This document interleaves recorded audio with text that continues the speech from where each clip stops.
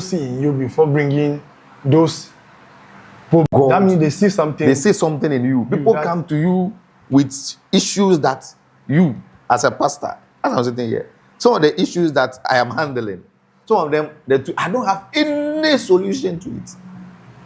But you can't tell them that you don't have any solution.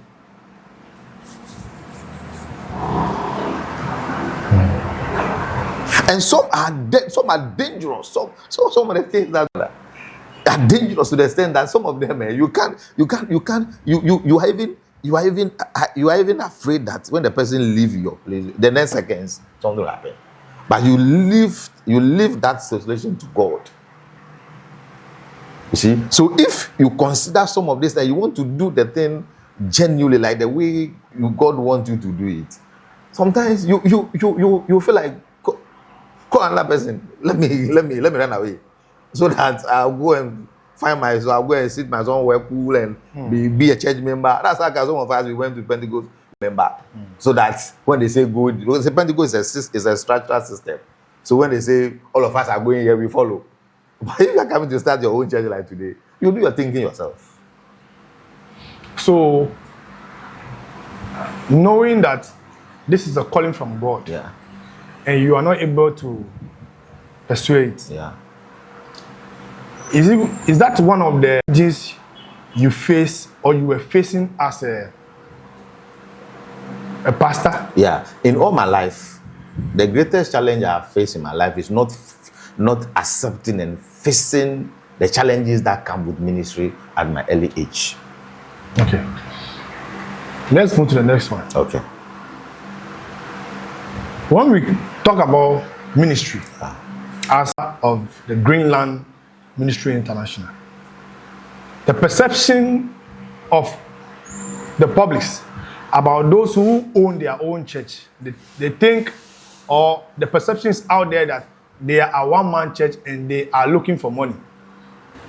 But I have seen some of the challenges that you go through, how you are able to even pour in more of the members who are yet to be well doing. How do you accept those perceptions that the public have about, okay, one-man church is basically about extorting money or making money for themselves? Thank you. We can't stop people from having their perception about one-man churches, and we can also stop building new churches for God. Okay.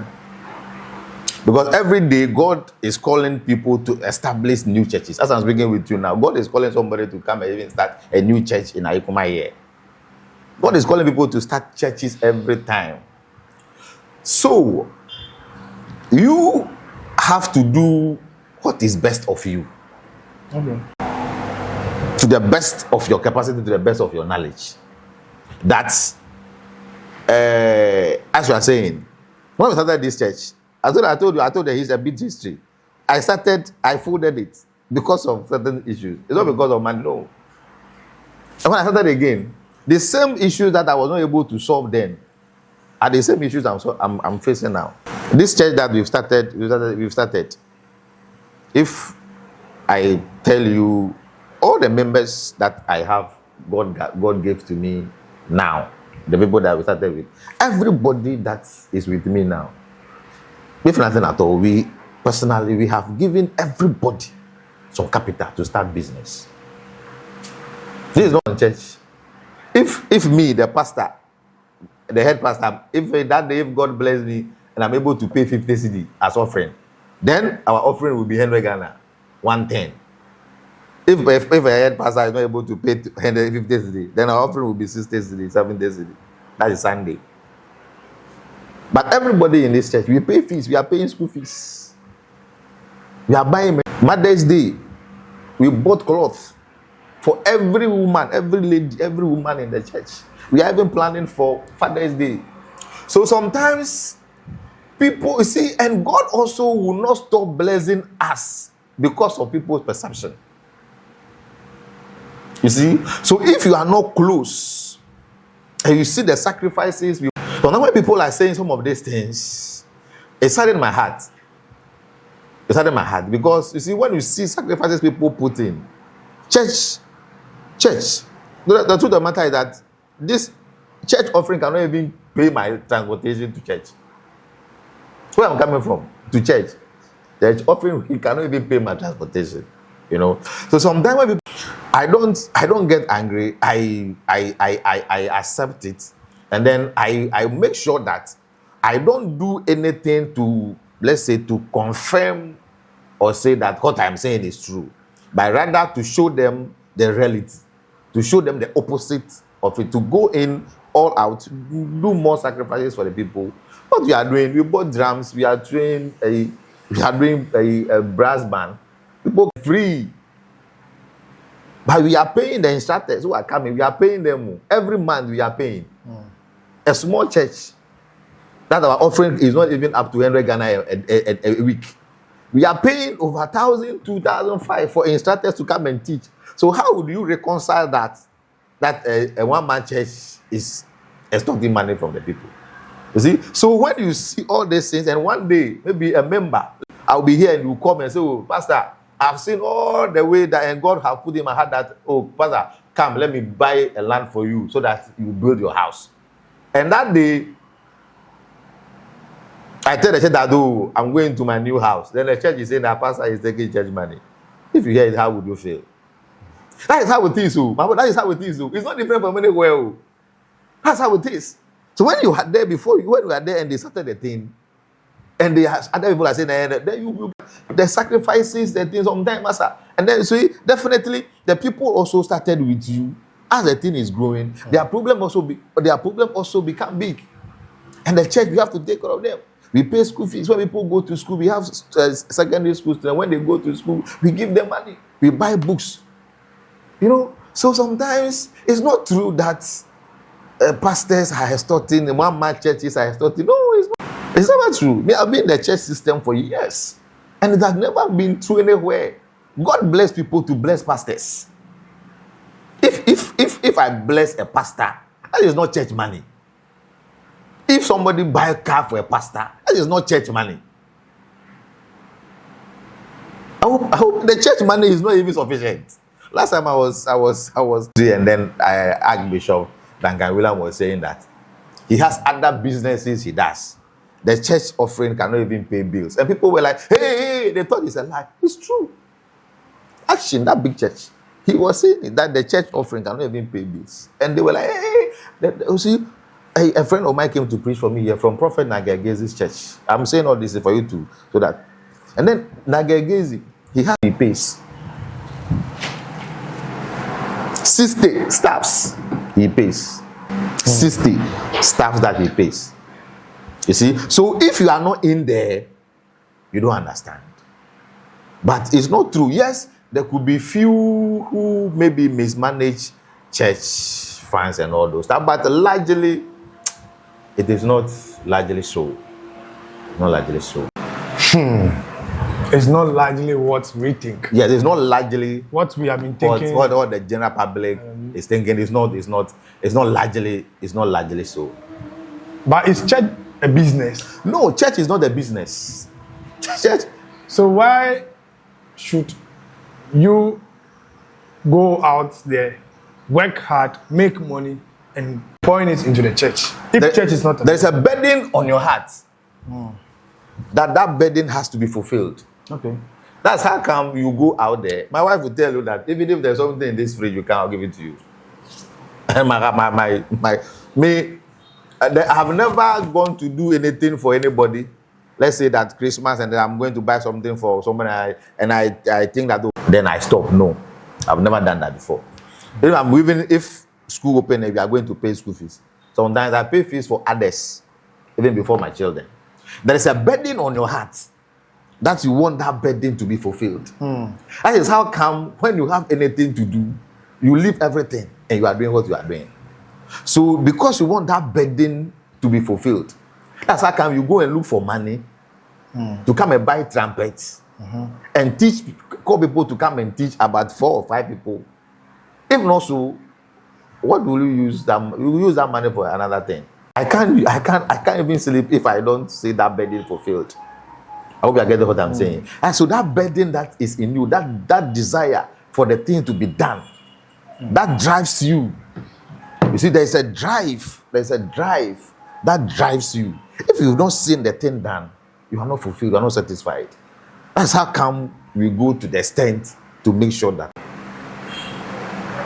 I say this because, me as a person, I accept taking money or paying, going to church to contribute or give offering. But there's one thing I don't accept. That is me attached to that offering that I can give. Okay. Is when the preachers or the men of God say when you give money to God. That is the only thing that I personally doesn't really sit well with me, because for me, I understand that wherever there's a gathering, there's a need. Even your own family house or family gathering, family meeting that you are going to do, maybe in your own family house, the same house, you're not going out. But at the end of the day, there's expenses. So for me, when people gathered and they have to contribute, I don't have any issue with it. Okay. But the only thing that I have issue with the phrase that they have been giving to you, you are giving money to God. Okay. Because as we are seated here, if this is our family sitting, we need water. We need light to be used. The place has to be tied up. We need a certain place. The place has to be very conducive, so that when you come in here, you have confidence to feel like, I'm part of this place. This is where my belief system that I practice. This is why I used to practice it. Okay. I don't have any issue going to give money or give offering. But why should the men of God or the pastors always associate it to God, that you are giving money to God? Because there's no God coming from anywhere to come and pick the money anywhere with it. But I accept the fact that money has to be contributed, because once we are gathered, when a person break a seat, they can't ask that person to buy the seat. Okay. A whole lot of things goes on there. Okay. That we need money. Okay. And I accept once there's a gathering, there should be money around it. Okay. But why is it always the case that pastors have to make it look like the money you are coming to give or the offering is for God? Okay. This is a deep question. Anyway, the offering you are coming to give, or maybe the contribution you are coming to give. Because you said something about offering. Yes. That is why I'm coming from that. First of all, spiritual things are purely spiritual, and they are highly discerning. We cannot bring a house or domestic activities and to spiritual things.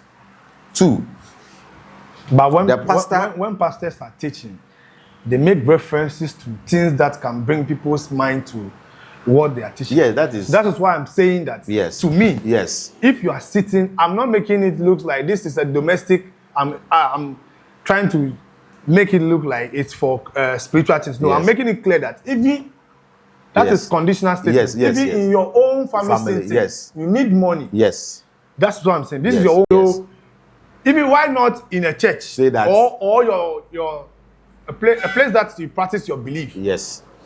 But my issue was, why do Pastors always associate to it you to are God. giving the money to God? That's All right. the issue. Now, the offering that you are coming to give, the pastor is a representative of God.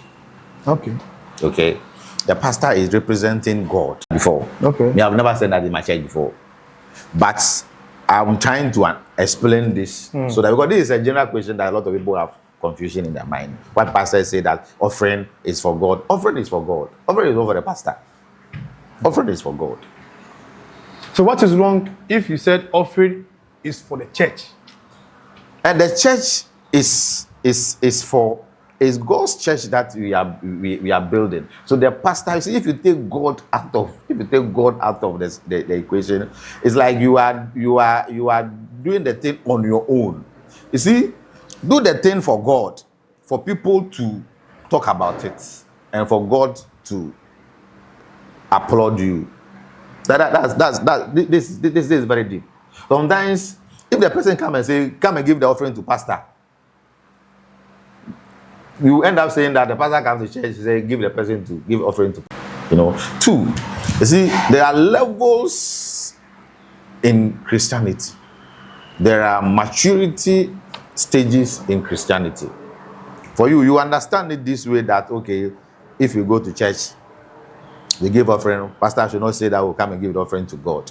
And as I get to perfect it. But there are people, the only time that they will give is when they hear that I'm giving to God.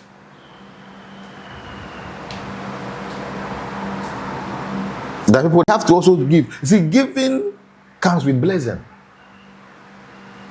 Giving comes with blessing. So one bishop said that if he has to be training you so that you will give and be blessed, he will be training you. And most people don't understand the extent to which he meant. It's true. People, when you give, you will be blessed. So if a pastor stand in front of the pulpit and say that, okay, he is offering to God so that God will bless you. May have not said that before. But if maybe a pastor says so too, the offering is for God. The offering is meant to run the things of God. So to me, I don't see anything wrong, but I've not said that before anyway. But I don't know, maybe if I will say that one day. But the offering is actually for God. It's not for the pastor. It's for God. The church is for God. The church is Jesus. So everything that goes on there, we have the whole. You see, the offering that you see, there's one thing that you people don't know. The offering that people give, if a pastor misuse the offering, he will be responsible. There is no single CD that will be missed in the church when it comes to accountability. That is why it is not everybody. It's the pastor himself who is in charge of the. The pastor knows. The pastor knows. He's the one in charge. No, the pastor knows the cry of the people that bring the money. Yes, we went for a conference at COP, and then I think we were discussing something. And then one guy from East Legon said that there's one thing that he said there was a lady or something said send the church money to the altar or something. And then one night when the pastor was praying, the pastor was hearing cry. People were crying in his ear. And then then God was telling him that these are the cry of the offering that will go to the house. It is true. So the pastor knows that he cannot misuse church offering and go scot-free. This is some of the things that you say pastor is misusing the thing. It's not misuse. Maybe somebody needs agent help, so not be able to explain to you. You see? So the pastor find that, let's attend to this our sister or our brother.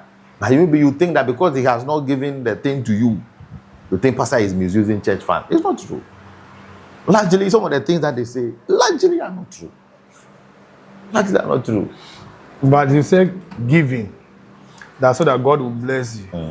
You know, is it a transaction that the person necessarily have to come and give something before God will bless him? No. When I say God is sovereign, it means that he does whatever he wants to do. We don't question God's. Jesus' principle is that when people come to church and they are giving offering, Jesus was sitting just close to the offering box. If you put the offering in the box, he sees how much you have put in the box. This is Jesus. This is God who came on earth. He didn't tell the person that take your offering and go home, because he watched people came to put in, deposit in it, big. And then he said, the lady who put that small coin in it, she has paid more than all. How did he know that the lady put coin? He was watching it. Jesus did not tell the lady that send the money away. You see, there are principles that govern everything we do. Principle. There are things we do that open doors naturally. You see? So the church, we encourage even the poor to give. We encourage the poor to give. So what if that poor doesn't steal? It doesn't have. You see, God judges. It's giving. If I say the giving is not like come and give 1,000 or 100 Ghana or 20 Ghana. The little you have, people come to church. Like recently, when I invited one of my friends, he came to preach. The guy he came with, when the guy came, he removed all his coins. The guy who was reading Sinakudu, when the guy came and it was offering time, the guy removed all his coins from his pocket and put in the offering bowl. That day, I was touched. Because I know that this guy understands the principle of giving. So the giving that maybe we are talking about, it's not like come and give huge. The little you have, but must make you the give commitment and go home empty-handed, because sometimes you teach this yes, that's giving. And if I have 2 cities, yes, and you are asking me to give, are you expecting me to give all that 2 cities and be going home without no money on me? And if I feel thirsty and I don't have that 1 city to buy a pure water for myself to drink, all in the name of you teaching me to give, and something happened on the way because I was not able to buy that water for myself, would the pastor take the responsibility that he's the cause of that thing or is the cause of that person's death? Well, Christianity is about faith. Christianity is about experience. Faith. People come to church, they give all. The next, just by giving all. Even sometimes it's not even about you preaching that come and give me. I've not been to my church before. But people go to church, they give. They know. When we go to those old churches, old church members, when they go to the church, they know that they have to take something and go and put in the offering bowl. Then they'll come and sit down. When you see something, you know that the person has been in the church for years. That's how church started. And then it worked for people till maybe this few time when people started complaining, church pastors are doing the better. Then the whole thing is about changing. But that does not mean that we should not do the right thing. Okay. I hope you are getting what I'm saying. Yeah. Yes. We are getting to the next part of the conversation. That is very important to me. And the question here is that if God is all loving and all powerful, why does he command or allow the killing of all nations, including children who doesn't know any wrongdoing? Okay, so this is a great question. It's a question that has been bothering a lot of us, not only unbelievers or only. But there is one thing that all of us have to know is that God is sovereign. When we say God is sovereign, it means that everything he does is perfect. Okay. He does not need to seek permission from anybody before he does whatever he wants to do. Okay.